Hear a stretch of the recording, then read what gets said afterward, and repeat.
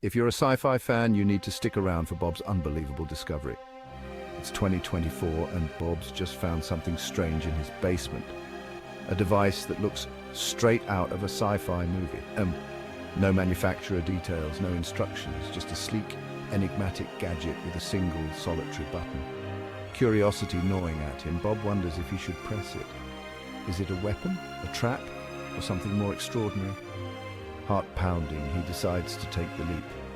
With a deep breath, he presses the button. Suddenly, lights flash, gears whir, and the device morphs before his eyes. It transforms into a small robot. Bob's life is about to change in ways he never imagined. What happens next? You'll have to stick around to find out. This is just the beginning of Bob's epic adventure. Imagine pressing a button and unlocking the future. Bob pressed a mysterious button and bam, a tiny robot appeared. I'm Rob and I'm a time travel device, the robot said. Bob's jaw? On the floor.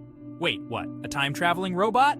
That's nuts, Bob exclaimed. Rob continued, you might not believe me now, but the proof is in the pudding. Or time travel in this case. I come from the year 3990, created by some genius scientists. They were testing me out when I accidentally zipped back to 2024.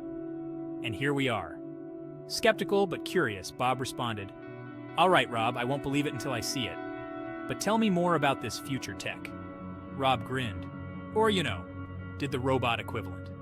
Oh, Bob, you're in for a wild ride. Stay tuned for part 3 to see if Bob takes the leap and travels through time. Ready for a wild adventure? Bob's about to blow your mind. Now, if all I said is true, take me back to the time of the pharaohs, Bob demanded. Rob responded, okay, but you have to press the button twice and say where and when you want to go. Bob braced himself. Well, let's go to ancient Egypt. In an instant, a green light filled the room, and Bob found himself in a land of endless sand. Stunned, Bob asked, where are we?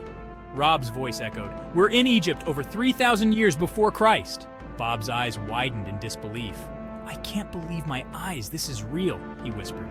Rob warned, I'm sorry, Bob, but we shouldn't get too close. If someone sees us, it might cause a major disruption in the future. Adventure awaits, but the risks are high. Will Bob heed Rob's warning, or will curiosity get the better of him? Stay tuned to find out. Bob, how did they manage to live here despite the hardships, and how did they endure the extreme temperature rise?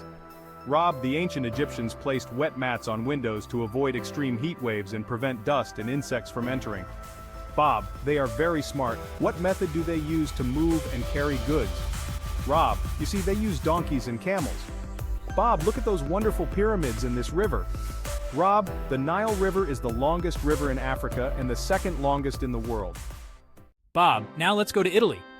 Rob, let's go to the Roman Empire in 82 AD. Bob, what a beautiful place. What a giant amphitheater.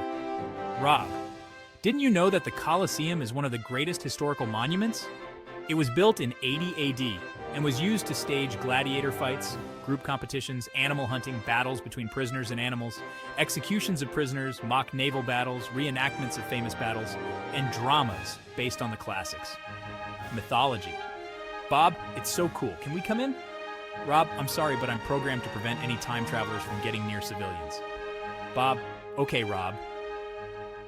Ready to time travel to ancient China? Let's discover the Great Wall with Bob and Rob. Bob, okay, Rob, can you take us to ancient China at the Great Wall? Rob, let's go to China. Bob, what is this giant wall? Rob, it's the Great Wall of China. It's so huge, Bob, but I only see trees. Rob, I'm sorry, we can't go upstairs because there are workers. Bob, well, Rob, tell me why it was built. Rob, the Great Wall was built to protect ancient China from invaders. It's over 13,000 miles long. That's like walking from New York to Los Angeles 5 times. Bob, wow, that's epic. So it's like a giant shield, Rob? Exactly, Bob. And it's also a symbol of China's strength and ingenuity. Bob, amazing. Can't wait to explore more with you, Rob. Rob, stay tuned, history buffs. More adventures coming up. The Great Wall of China was built in the 3rd century BC, and the construction lasted for a long time. It was built to protect the northern borders of the Chinese Empire from invasions, so the reason is military. It consists of an integrated defense system with many barracks, fortresses, and watchtowers, and it also has a drainage channel for rainwater at its top. It seems to me that it's made of stone and there are parts made of clay. Yes, you're right, I'm really excited. I want to visit all the countries. I'm sorry, Bob, but I'm programmed for 4 trips a day and we have only 1 trip left. Oh, that's unfortunate, but no problem. I've enjoyed my time. Bob said, "Since this is the last trip, I want to go to the future. Why don't you take us to the year you came from?" Rob said, "All right, let's go to the year 3990. Bob, what is this strange place and why are there no cars?" Rob said, "In this present time, everyone has cars, but they all fly, and even the buildings float to withstand natural disasters. People can visit each other without moving from their locations through hologram technology. We can go to the lab, it's close from here." Bob said, "Didn't you tell me that I shouldn't talk to people?" Rob said, "Yes, in the past, but in this time, everyone is familiar with this technology." Credits. This is the last part of Bob's story. I hope you like it. Bob said, "All right, let's go." "Wow, this lab is enormous." The scientist asked, "Who are you?" Bob replied, "I'm Bob, and I came to deliver this time travel device." The scientist said, "Where did you get it?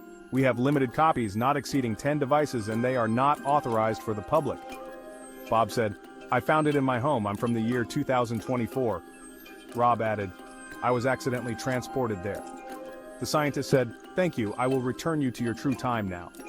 Bob said, "All right, Rob, goodbye. I had a great time with you." The scientist said, "Are you ready? 1, 2, 3, go." Rob arrived home feeling tired and disoriented, which made him wonder. Bob said, "What happened? Why does my head hurt? Where is Rob? Was everything that happened real? I don't think so. It feels like a dream." And you, dear viewer, what do you think about technology? Will it benefit our world or ruin it?